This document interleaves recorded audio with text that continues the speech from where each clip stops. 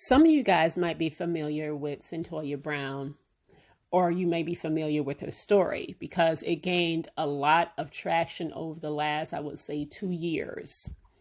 Cyntoia Brown was just released from prison Wednesday, August 7th, after serving 15 years for murder. Okay. Again, you may be familiar with her because you may have seen people say free Cyntoia Brown over the last year or so. Her story gained a lot of traction a little over a year ago when Rihanna, I guess she picked up on this story and, she put it out there and then it went viral and then all these other celebrities started to chime in and it was about free Cyntoia Brown because at the time, before these celebrities got involved, Cyntoia Brown again being convicted of murder was sentenced to life in prison at the age of 16 years old. And in Tennessee, she would have to serve, which is 60 years, technically, life, Tennessee, 60 years, but she would have to serve 51 of those years to even be eligible for parole. Okay, so there was no chance of her in her young age to even go up for parole until people started to, pay attention to her story more. Celebrities, I should say, start to pay attention to her story. But her story had already been out there for a while. There was a man, I believe his name is Dan Berman or something like that. He did a documentary on Cyntoia and he had been following her for a while when she was very, very young. Now, again, she was charged with murder and convicted of murder at the age of 16, which, in and itself is just a tragedy, right? You have this justice system picking and choosing which kids should be tried as an adult. And she was one of those. Now, I am not going to at all gloss over the fact that somebody died, okay, because she did kill them. I'm not going to gloss over that and I think that the social media is doing a damn good job of doing just that, that's the only reason why I'm actually doing this video is because while I see the tragedy in her story, I really do see the tragedy in her story. She never even had a chance. And I'm going to explain why I'm saying that.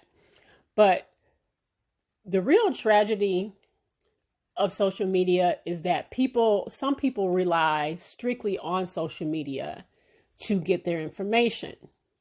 And because they only rely on social media to get their information, they don't know half of the story. They get the stories wrong. I've seen people saying, oh, well, I'm so glad she's out. She's innocent. She should have never been in there. And this is people just acting off of pure emotion, not really understanding why she was there in the first place. Like I said, it's a tragic story all around. All right. There are no winners here.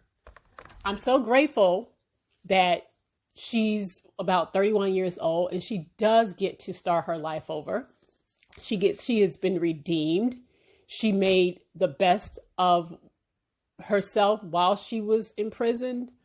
But again, this speaks to a larger story to me, and it's a lot of little stories inside this big story. It really is. So I'm going to try not to sound convoluted here, but I'm just going to kind of start from the beginning. Now you can see this. She in this picture here. She's just a little girl. If you have to think about it, she was just a little girl. She was really a teenager when she, was charged with murder. So she was born in 1988. To a mother who was drinking alcohol, who was basically doing drugs in utero. So like I said, this young girl never even had a chance, okay? Her mother even admitted, I saw a little snippet of the documentary, her mother admitted that she used to drink alcohol when she was pregnant with her, and then she went on to smoke crack, okay? So Cyntoia was born with fetal alcohol syndrome, which more than likely probably contributed to a lot of her behavior problems when she was a young girl. When she was a young girl, she was in and out of foster care. Her mother had to, she couldn't care for her, so she gave her up. She was in and out of foster care constantly. She was in and out of trouble constantly. She was always in and out of juvenile homes. She was running away. And she, like a lot of different girls, it happens, she ended up in the hands of an older man who was there to exploit her for sex. And so she ended up with a pimp, okay, who was exploiting her, who was trafficking her out, for the pleasure of older men.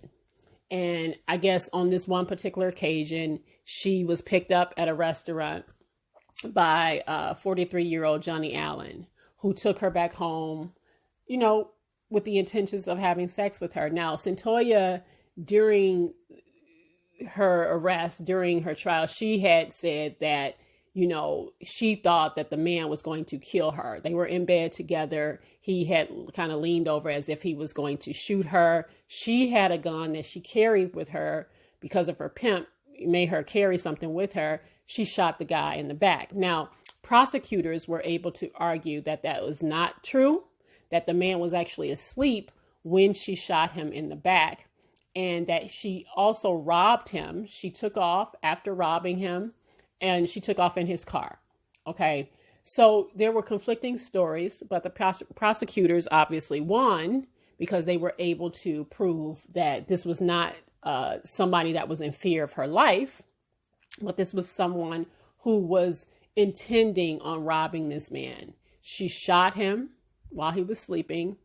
She took off with his cash and his car. Okay. Now, Cyntoia was tried as an adult. Okay.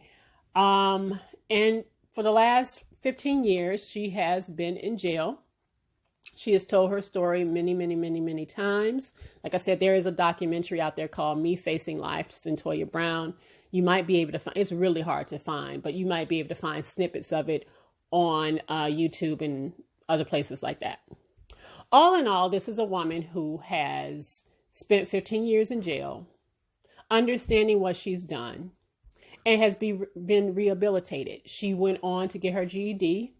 She has a college degree now. So me personally, I feel like she has definitely learned from what happened. But again, she was also, in my opinion, a victim of just everything just going wrong in her life from the moment she was born. Okay.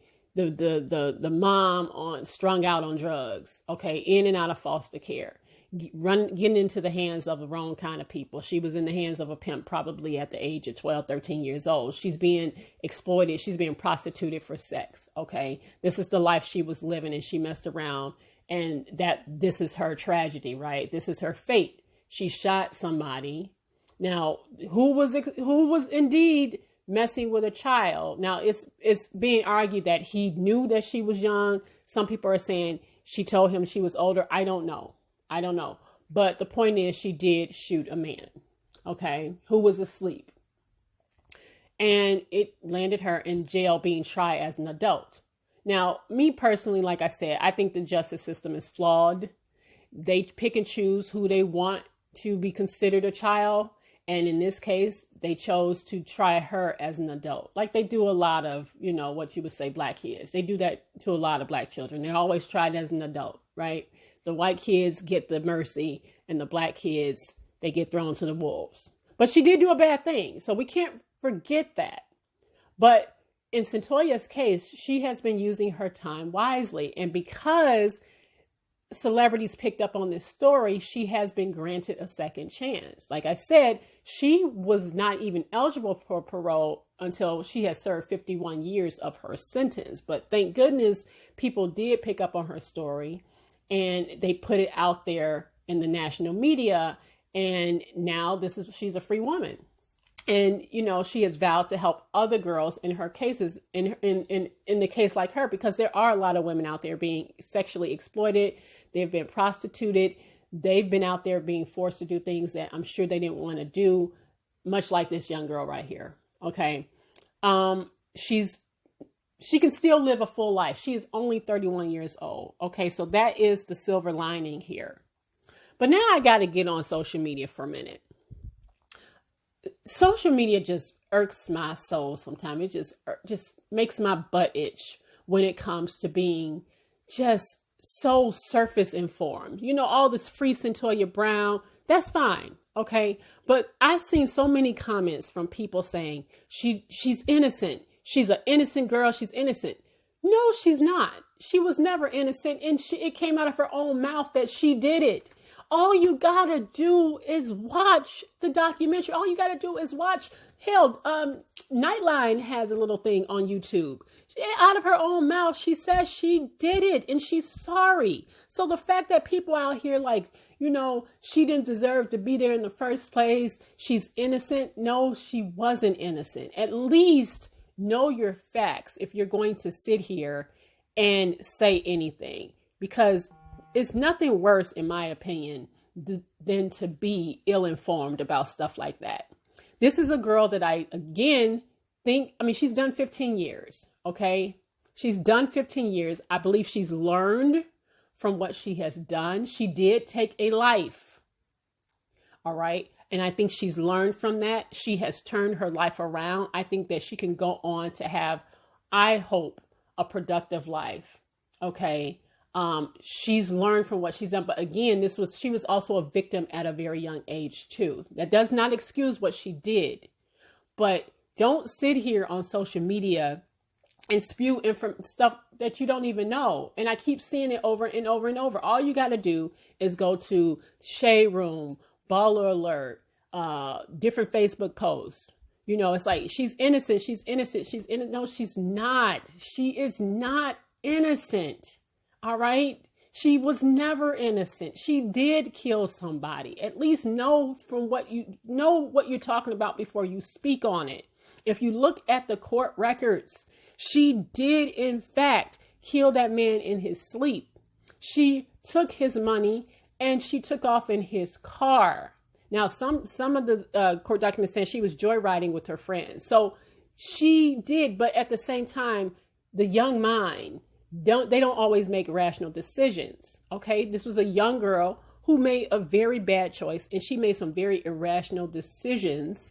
And she was probably also at the same time being threatened and intimidated by her pimp.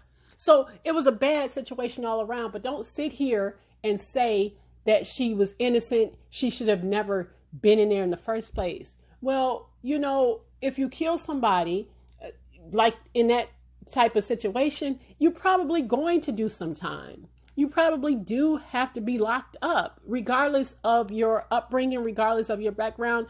They're not going to just let you go. That's what I don't understand about people. Like I said, these are people who felt like she was unjustly locked up. Now, I do think, like I said, the prison system is flawed. They were trying to make her sentences, because she was not only charged with homicide, she had aggravated battery and robbery and all this other stuff. They were trying to make them run consecutively so that she would have life, instead of just having her sentences run concurrent. And I do think that that's a flaw in the system. She was 16 years old. She was 16, and they really need to rethink how they try juveniles, especially they really need to start to just admit that they do try juveniles of color, especially black kids, differently than they do white kids. And that is something that is definitely flawed in the system, and they have to fix. They definitely need to rethink that. Okay. But again, we're talking about Tennessee here. And thank goodness that people did start to pay attention to her story, because she is now out and she's a free woman. And I am thankful that she does get to live her life. But please, before people start jumping in, saying this and saying that and saying this and free her and she's innocent, just know the whole story before you start spouting off information that you just don't know. That's the only thing about social media I can't stand, is that people just are so surface level that they don't get the whole story. Okay. But like I said, I am glad that she is out, and I think she's been redeemed, and she has definitely, learned her lesson, and she's going to go on to help other women who are victims of sex trafficking. So it's an interesting story, and I think you guys should definitely take a look at the documentary if you can find it. And let me know your thoughts on this thing about Cyntoia Brown. All right. You guys have a great Friday, and take care, and see you on the next video.